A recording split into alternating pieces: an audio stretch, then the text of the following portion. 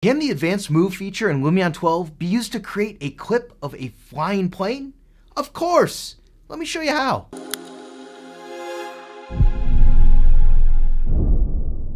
Back when Lumion 12 launched, we showed you the basics of the revamped animation features that were added to the user interface. Let's take things one step further this time. We've opened up the desert template, and we're going to add a bit of action to it by animating two objects using the advanced move effect. The first one will be a plane that is flying and is going to land somewhere behind the camera. We'll make it cross the screen from the top left corner, make a turn, and then slowly head to our position. I don't know about you, but I like to work with precise points in space. Let's place the plane here and give it a bit of a makeover. Then we'll use the type in feature to place it somewhere high in the sky. Let's also make it face the right direction.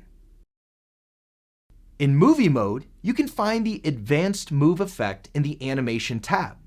By clicking the edit button, a new interface will appear with all the options you need. This area allows you to play your animation, navigate between keyframes or create them, and of course, manipulate your objects. The timeline is also used for navigation and to preview your animation. After selecting the plane, we can add a keyframe by clicking the Add Keyframe button. Right now, what we know is that we want to make the plane fly through our video and past the camera. Here's a handy trick. You are not bound to the length of your clip to create your animation. By turning off the auto toggle, you can set the length of your advanced move manually.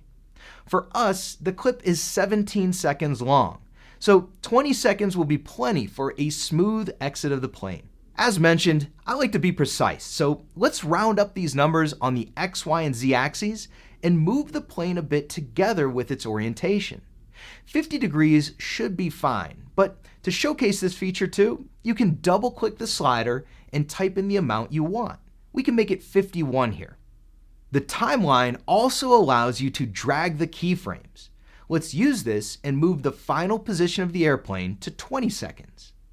Because Lumion uses intuitive animation tools, you sometimes need to zoom out a bit to get an idea of the path you want to animate. To better construct the animation of the plane, we need to add some intermediate keyframes that describe a realistic movement.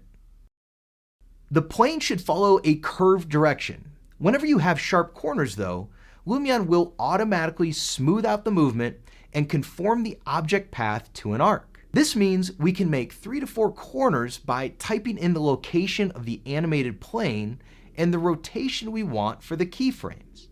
Then Lumion will make the plane follow that movement in a more natural way. Let's adjust those values, and I'm quickly going to go through the numbers. Keep in mind that there can be a bit of a trial and error situation. The keyframes need to be placed at a moment in time where the speed of the plane feels natural. The best judge of that is your architect's eye. Use it to its maximum potential.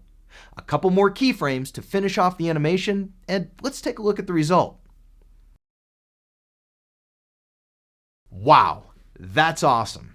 Time to kick things up a notch and animate our second object.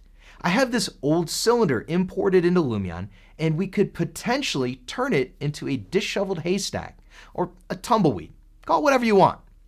With a bit of creative thinking here, I've assigned the fur material to it, and maybe we should make it cross the camera path. While the plane is landing, our hairy weed can crawl through the screen. Jumping back into advanced move, we can use the same trick as we did with the plane. We'll set the start point and the end point of the tumbleweed animation and then split it in small pieces. This way we can have a consistent speed. We can place the weed somewhere close to this tree. So in the same spirit as before, let's type some coordinates. What we know from moving and cartoons is that those things can spin and jump at fairly constant intervals. So why not use advanced move to make that happen? 3 to 4 seconds should be enough for a loop, and every 2/3 of a loop, the object should be at the peak of its jump. Of course, the rotation doesn't have to be perfect, so we can just change the pitch at each of the high keyframes to 90 degrees.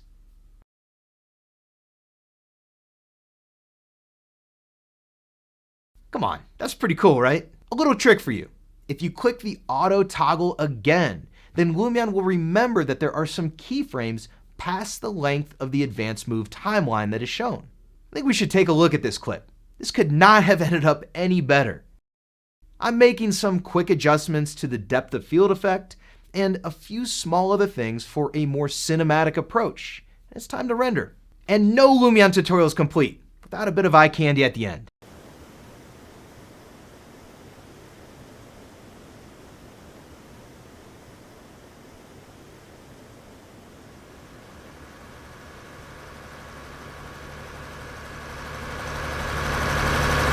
Not too shabby. Hey, if you dig on these more advanced tutorials, hit that like and subscribe button so you don't miss the next one. And while you are patiently waiting for the next video release from us, check out this tutorial on animations. It's full of tips and tricks that are sure to accelerate your visualization workflow. I'll see you in there.